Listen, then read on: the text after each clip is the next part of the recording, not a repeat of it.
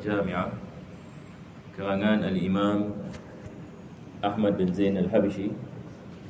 Dan kita berdoa mudah-mudahan Allah Subhanahu Wa Taala memberkati kita di dalam pengajian ini dan menjadikannya sebab pengampunan bagi segala dosa, dan dengannya Allah mengabulkan segala hajat dan menjadikan kita di antara hamba-hamba yang bertakwa. Amin ya rabbal alamin. Maka kita masih membicarakan tentang sifat-sifat Allah Subhanahu Wa Taala di dalam ilmu akidah pada bahagian yang pertama daripada kitab. Dan pada pengajian yang lepas kita telah habis membicarakan tentang sifat-sifat 20. Jadi insya-Allah kita akan meneruskan daripada situ. Maka penulis mengatakan wa annahu ta'ala hayyun 'alimun mughidun qadirun mutakallimun sami'un basir ya'lamu kha'inatal a'yuni wa ma tukhfi sudur wa ya'lamu sirra wa akhfa khaliqu kulli syai'in wa huwal wahidul qahhar. Kita telah sampai kepada bahagian beliau mengatakan khaliqu kulli syai', yakni Allah Subhanahu Wa Taala dia yang menciptakan segala-galanya. Maka di sini maksudnya adalah segala-gala yang wujud selain Allah Subhanahu Wa Taala adalah ciptaannya. Tidak ada perkara yang boleh wujud melainkan Allah yang mewujudkan. Maka tidak ada perkara yang boleh memberikan kesan melainkan Allah Subhanahu Wa Taala yang memberikan kesan. Ini adalah daripada makna yang kita juga telah membicarakan sebelum ini. Maka kita umat Islam, akidah kita mengatakan la ilaha illallah, tidak ada Tuhan melainkan Allah. Tidak ada sesuatu selain Allah Subhanahu Wa Taala yang mempunyai sifat seperti Allah maupun perbuatan seperti perbuatan yang Allah Subhanahu Wa Taala. Tidak ada perkara selain Allah Subhanahu Wa Taala yang menciptakan. Tidak ada perkara selain daripada Allah Subhanahu Wa Taala yang mempunyai sifat-sifat Allah Subhanahu Wa Taala. Jadi bila kita mengatakan la ilaha illallah, kita menafikan segala-galanya. Kita menafikan segala-galanya selain Allah. Yakni selain Allah tidak berkuasa.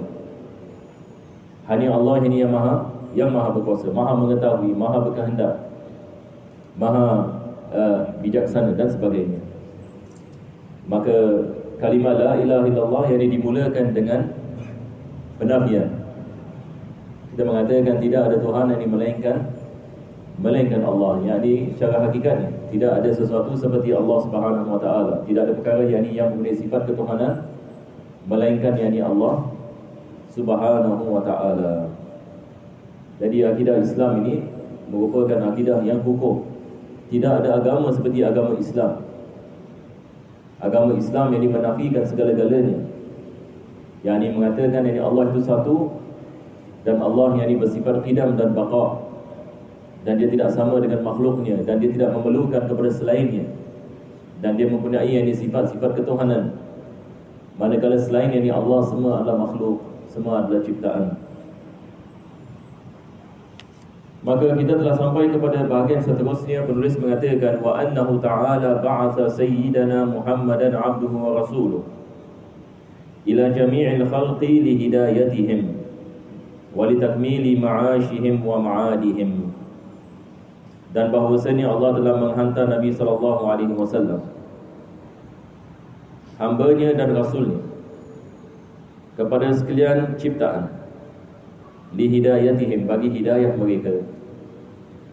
Yani Allah Subhanahu Wa Taala seperti mana menghantar nabi-nabi dan rasul kepada manusia, begitu juga Allah Subhanahu Wa Taala menghantar Nabi sallallahu alaihi wasallam. Cuma Nabi kita sallallahu alaihi wasallam berbeza dengan nabi-nabi yang sebelumnya.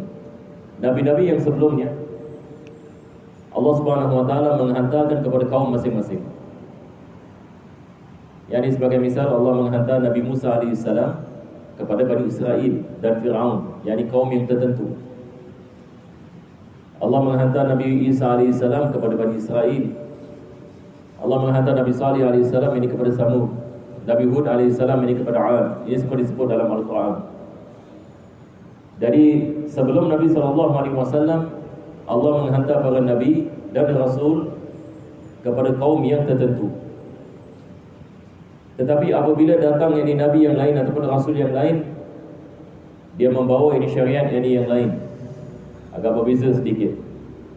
Maka sekarang yang ini orang ini memerlukan untuk mengikut syariat yang dibawa oleh Nabi yang datang ini. Sebab Allah menghantar Nabi demi Nabi, Rasul demi Rasul. Allah Subhanahu Wa Taala menghantar Nabi Musa AS dan memberikan kepadanya kitab Taurat. Selepas itu ini datang Nabi Isa AS. Allah memberikan kepadanya kitab Injil. Dan ada perkara yang diperintahkan kepada Nabi Musa AS tidak diperintahkan kepada Nabi Isa AS. Jadi dalam segi mengamalkan hukum ahkam. Jadi bezanya Nabi kita SAW dengan Nabi-Nabi yang sebelumnya, Nabi-Nabi yang sebelumnya mereka dihantarkan kepada kaum yang tertentu. Manakala Nabi SAW tidak dihantar oleh Allah pada kaum Arab ini sahaja. Jadi Nabi SAW dihantar oleh Allah Subhanahu Wa Taala bagi semua manusia, dan juga ini kepada jin dan juga kepada malaikat.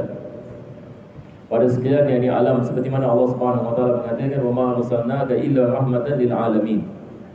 Ini adalah khususiyah Nabi SAW. Jadi semua yang ini manusia, tak kira bangsa Melayu, bangsa Arab, bangsa India, yang tinggal di Singapura, yang tinggal di Amerika, yang tinggal di South America, yang tinggal di Afrika, yang tinggal di Eropah, Nabi dihantar ini oleh Allah Subhanahu Wa Taala bagi sekalian dari manusia, dan juga ini sekalian dari jin, dan juga ulama kita mengatakan bagi malaikat sebagai satu kemuliaan bagi Nabi sallallahu alaihi wasallam. Maka di sini penulis ini mengatakan Allah telah menghantar Nabi sallallahu alaihi wasallam Sayyidana Muhammadan. Ya, Sayyidana maksudnya penghulu kami. Sayyid. Sebab Nabi kita sallallahu alaihi wasallam ini mengatakan ana sayyidu waladi Adam. Aku adalah penghulu anak Adam. Yani Allah memuliakan Nabi SAW lebih daripada segala-galanya. Maka dia adalah imam bagi sekalian yang ini manusia, daripada dulu yang ini hingga ke sekarang dan yang akan datang. Abduhu wa rasuluhu. Nabi SAW dia adalah hamba yang ini kepada Allah Subhanahu Wa Taala. Abd. Yang dimaksud daripada hamba adalah seseorang yang tidak memiliki apa-apa. Dalam segi bahasa, bila kita mengatakan abdun, yang ini maksudnya seseorang yang tidak memiliki, hatta dirinya dia tidak memiliki. Maka Allah Subhanahu Wa Taala menifatkan hatta Nabi kita sallallahu alaihi wasallam abd. Di dalam surah Al-Isra sebagai misal, subhanalladzi asra bi 'abdihi. Ini maha suci Allah Subhanahu Wa Taala yang telah memperjalankan hamba-Nya, yakni Nabi Muhammad sallallahu alaihi wasallam. Yani maksud ini daripada hamba adalah ini seseorang ini yang tidak memiliki ini apa-apa. Itu hakikat. Sebab seperti mana kita mengatakan selain Allah yang ini tidak memiliki apa-apa. Selain Allah Subhanahu Wa Taala. Allah yang memuliakan, Allah yang menghinakan. Allah yang memilih sesiapa di antara hamba-Nya menjadi nabi ataupun rasul. Dan Allah Subhanahu Wa Taala dia yang memberikan anugerah dan rahmat-Nya kepada sesiapa ini yang dia kehendaki. Apabila manusia meyakini bahawasanya dia tidak memiliki apa-apa, bahawasanya dia tidak berkuasa, segala-galanya datang daripada Allah Subhanahu Wa Taala, maka dia telah sampai ini kepada maqam ubudiyah. Dalam ilmu tasawuf, maqam yang paling tinggi adalah maqam ubudiyah, yakni maqam kehambaan. Ini adalah maqam yang tinggi. Dan Nabi kita SAW ini sebaik-baik yakni manusia yang telah menunjukkan kepada kita apa yang dimaksudkan dengan ubudiyah, yaitu keyakinan bahawasanya kita tidak memiliki apa-apa. Dan ini bukan perkara yang mudah ini bagi manusia. Sebab kebiasaan kita manusia ini, kita berbangga dengan diri kita. Ini kebiasaan kita. Kebiasaan kita ini, misalnya kita bangga dengan rumah kita, ada daripada kita bangga dengan kenderaan kita, ada bangga dengan kepandaian kita, dengan harta kita sebagai misal, bangga dengan keluarga dan sebagainya. Biasanya kita terpedaya dengan apa yang kita ada. Ini kelemahan manusia. Tetapi manusia yang sampai kepada maqam ini ubudiyah, dia tidak melihat yakni apa-apa yang ada pada dirinya. Sebab dia telah sampai kepada tahap keyakinan bahawa Allah yang memiliki segala-galanya. Allahu khalaqa kulla syai'in. Allah yang menciptakan segala-galanya.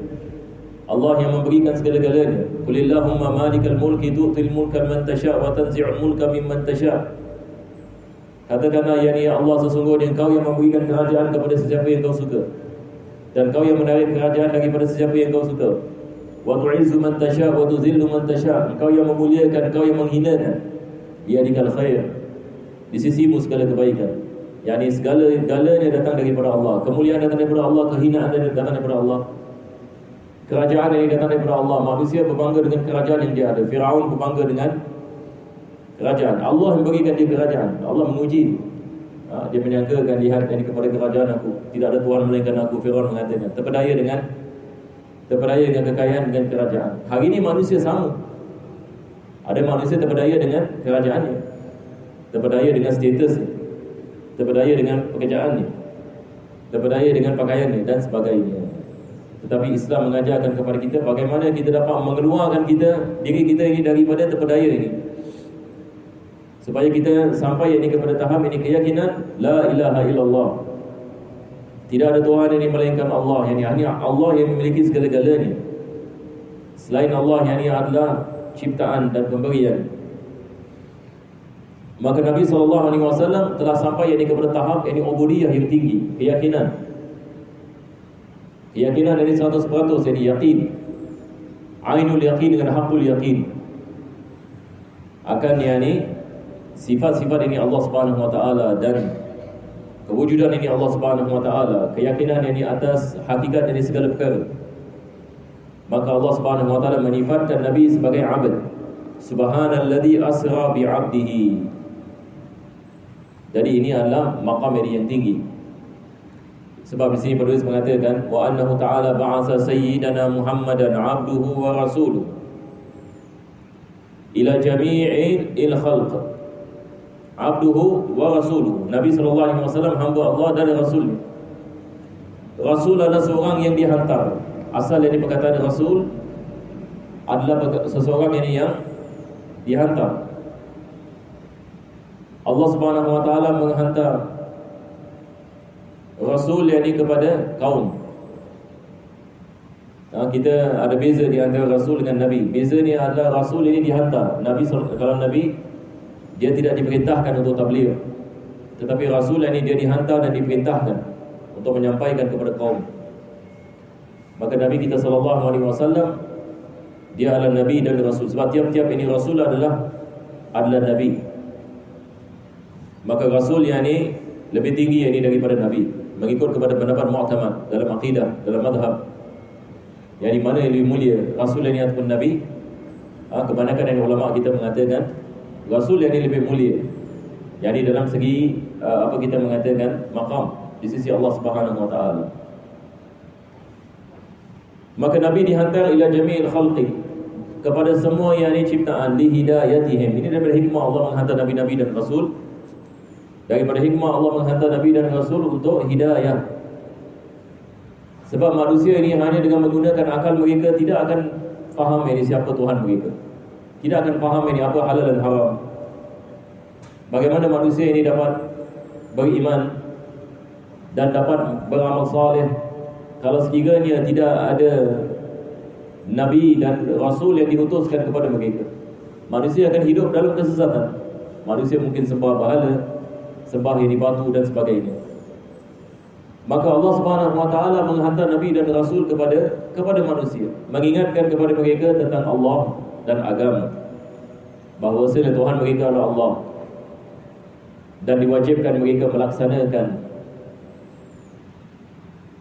perintah-perintah Allah Subhanahu wa taala, meninggalkan apa yang dilarang oleh Allah Subhanahu wa taala, supaya manusia mendapatkan kejayaan di dunia dan akhirat. Jadi nabi-nabi dihantar oleh Allah bagi hidayah kepada manusia. Maka kita juga, Nabi kita SAW dihantar kepada kita. Kalau ada orang mengatakan tapi Nabi sudah meninggal 1400 tahun yang lalu, akan tetapi risalahnya sampai kepada kita melalui para ulama daripada dulu hingga ke sekarang, yang meneruskan perjuangan Nabi SAW dalam berdakwah dan menyampaikan agama yang dibawa oleh Nabi Muhammad sallallahu alaihi wasallam. Alhamdulillah, Islam sampai kepada kita. Hari ini ajaran-ajaran Nabi SAW sampai daripada kita. Melalui ini para ulama menuliskan kita kitab bagaimana kita nak faham apa yang disebut oleh Nabi. Bagaimana kita nak faham Al-Quranul Karim, bagaimana kita nak beramal, apa itu iman, dan apa itu salat, dan apa itu puasa. Segala-galanya ni alhamdulillah sampai kepada kita.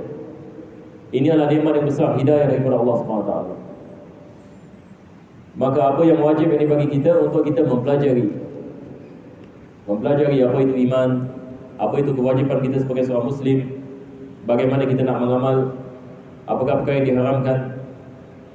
Maka ini adalah hidayah daripada Allah Subhanahu wa ta'ala. Mudah-mudahan Allah sentiasa memberikan kepada kita taufik, dapat ini kita mengamalkan insya-Allah. Jadi pertama beliau mengatakan li hidayatihim. Ini adalah hikmah. Allah menghantar nabi-nabi dan rasul hidayah bagi manusia, wa takmili ma'ashihim wa ma'adihim, dan menyempurnakan kehidupan mereka di dunia dan akhirat. Yani bagaimana kita nak menjalankan kehidupan kita seperti mana yang dikehendaki oleh Allah. Bagaimana kita nak menjalankan kehidupan kita sebagai seorang manusia seperti mana keadaan yang diridai oleh Allah Subhanahu wa taala. Maka cara ni Allah mengatakan ikutlah Nabi Muhammad sallallahu alaihi wasallam. Qul in kuntum tuhibbunallaha fattabi'uni. Allah mengatakan, katakanlah ya Muhammad sallallahu alaihi wasallam, kalau kamu cinta yang ini kepada Allah, maka ikutilah Nabi Muhammad sallallahu alaihi wasallam, yuhibbukumullah. Maka Allah yang ini akan cinta kepada kamu.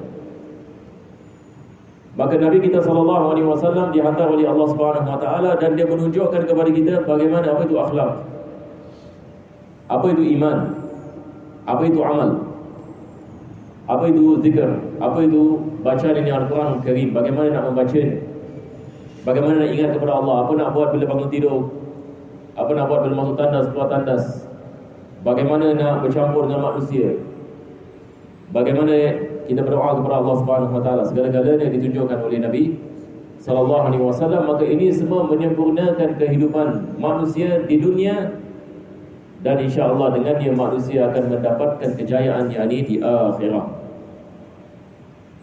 Jadi datangnya Nabi kita sallallahu alaihi wasallam rahmat ini bagi kita. Rahmat bagi jin, sebab jin juga diperintahkan ikut Nabi Muhammad sallallahu alaihi wasallam. Jadi bukan saja manusia, hatta jin. Jin juga ini beriman. Ada jin yang beriman, ada jin yang tak beriman, sebab mereka mukallaf seperti kita. Dan juga Nabi dihantar ini kepada para malaikat sebagai satu kemuliaan. Walaupun malaikat ini tidak ada mukallaf, tetapi sebagai satu kemuliaan daripada Allah Subhanahu wa ta'ala. Maka dengan datangnya Nabi sallallahu alaihi wasallam, maka makhluk-makhluk ini Allah Subhanahu wa ta'ala mendapatkan daripada rahmat yang Allah memberikan kepada Nabi kita sallallahu alaihi wasallam. Seperti mana Allah mengatakan, "Wa ma arsalnaka illa rahmatan lil alamin." Maka datangnya Nabi sallallahu alaihi wasallam yang rahmat bagi sekalian alam, bagi manusia, bagi jin, bagi malaikat, bagi binatang-binatang, bagi langit ini dan bagi bumi. Dan beliau mengatakan, "Wa ayyadahu bil mu'jizati dhahiratil bahirah." Yani Allah memberikan kepada Nabi sallallahu alaihi wasallam mukjizat. Yani nabi-nabi dan rasul apabila mereka sampai kepada kaum, maka kaum akan mengatakan, apakah kamu punya dalil? Maksudnya apakah yang dia punya evidence? Dalam bahasa Melayu apa kita panggil? Bukti. Satu orang yang datang dia mengatakan, aku adalah Nabi. Salah ya, kita cuba bayangkan. Satu orang yang datang dia mengatakan, aku adalah Nabi yang diutuskan oleh Allah, ataupun Rasul yang diutuskan oleh Allah. Jadi biasanya orang akan mengatakan? Orang mengatakan semua orang boleh mengaku Nabi, tapi apa buktinya? Apakah buktinya? Maka Allah Subhanahu wa taala memberikan kepada nabi-nabi dan rasul sesuatu yang dikenali sebagai mukjizat. Dan mukjizat ini dia adalah sesuatu yang bercanggah dengan adah. Maksudnya kebiasaan. Maka Firaun ini sebagai misal, bila Nabi Musa AS datang kepadanya mengatakan, aku adalah Rasulullah, aku adalah seorang Rasul yang diutuskan oleh Allah untuk selamatkan kau daripada api neraka. Jadi Nabi Musa AS mengatakan kepada Firaun, supaya engkau lepaskan Bani Israel, jangan siksa mereka. Dan kau beriman kepada Allah Subhanahu wa taala. Allah saja Tuhan, la ilaha illallah. Firaun ini mengatakan, apa kau boleh bukti? Engkau dulu tinggal ini bersama aku, Firaun mengatakan. Sebab daripada kecil, kalau kita lihat kisah Nabi Musa AS, dia tinggal dengan Firaun. Betul ke tidak? Kisah di surah Taha, mak dia letak dia bila dia bayi, letak dia atas apa, macam bakul gitu. Lepas itu letak ini atas sungai. Sungai yang dibawa ini kepada istana Firaun. Isteri yang di Firaun suka pula dengan Nabi Musa AS. Padahal Firaun mengatakan ni orang yang tak bunuh. Sebab tiap-tiap bayi Bani Israel yang ni nak kena bunuh. Ahli nujum yang mengatakan ada salah seorang anak daripada Bani Israel yang akan menghancurkan kerajaan. Dia mengatakan bunuh semua lelaki bayi pada tahun ini. Nabi Musa selamat pula. Dari hari ini anak Bani Israel, bunuh dia. Tapi isteri mengatakan budak kecil, berapa nak bunuh dia? Lebih baik kan kita simpan dia, jadikan dia sebagai anak kita. Nampak? Akhirnya Nabi Musa AS kembali kepada Firaun yang dia mengatakan, aku adalah Rasulullah. Firaun mengatakan, kau ini tidakkah kau aku yang jaga bila kau kecil? Kau tak ingat? Firaun. Maka Nabi Musa AS mengatakan memang betul. Akan tetapi Allah SWT telah memilih aku dan menjadikan aku minal mursalin, daripada kalangan dari Rasul. Maka Firaun mengatakan, apakah bukti engkau ni Rasul? Ini kita lihat. Nampak? Semua yang orang akan tanya, hanya bukti. Apa yang dibuktinya? Maka Nabi Musa AS diberikan oleh Allah SWT beberapa mukjizat. Salah satu daripadanya tongkatnya. Dia campak jadi tongkat dari ular. Firaun mengatakan mungkin ini sihir. Tapi sebab Firaun dia tak tahu tentang sihir. Tapi ini ular betul ini. Dia ingat ini silap mata.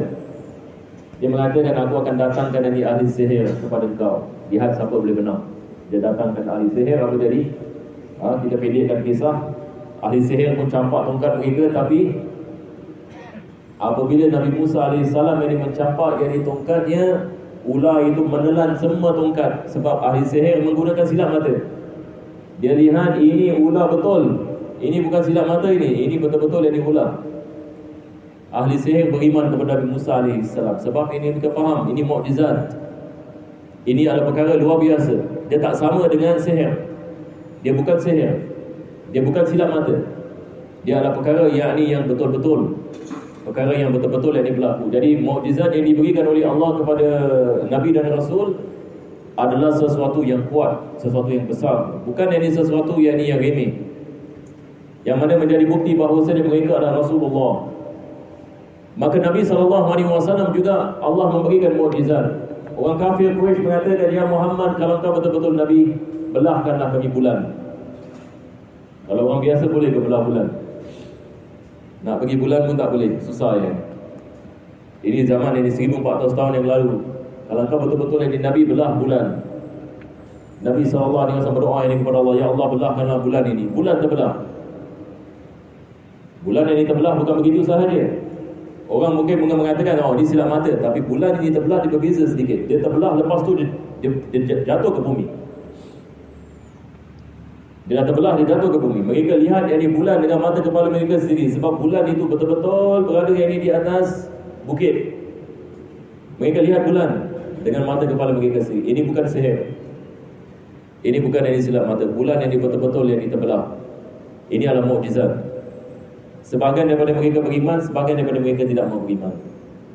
Allah memberikan mukjizat Al-Quran Al-Karim. Kaum Arab ini fasih dalam bahasa Arab. Tetapi apabila mereka dengar Al-Quran, mereka mengatakan ini bukan daripada manusia. Ini bukan daripada manusia. Tidak ada manusia boleh mendatangkan ayat-ayat ini seperti ini. Ini luar biasa ini. Daripada siapa yang Muhammad belajar? Sedangkan dia ummi. Dia tidak tahu baca dan tidak tahu menulis, dan dia tidak dikenali sebagai syair. Sebagai syair, dia hidup dengan kita 40 tahun. Dia bukan daripada kalangan yang ini penyair. Tetapi bagaimana dia mendatangkan yang ini Al-Quranul Karim. Maka mereka yakin bahawasanya ini daripada Allah. Maka di sini manusia masuk Islam berbondong-bondong. Sebab ini mereka lihat ini Rasulullah dengan sifatnya tidak pernah menipu, dikenali sebagai Shadiqul Amin. Allah menjaga mereka daripada maksiat. Mereka maksum, mempunyai ini sifat-sifat yang mulia. Manusia kagum dengan akhlak mereka. Maka manusia yang dimasuk ke dalam agama Allah Subhanahu Wa Taala berbondong-bondong. Maka Allah memberikan Nabi dan Rasul dari mukjizat.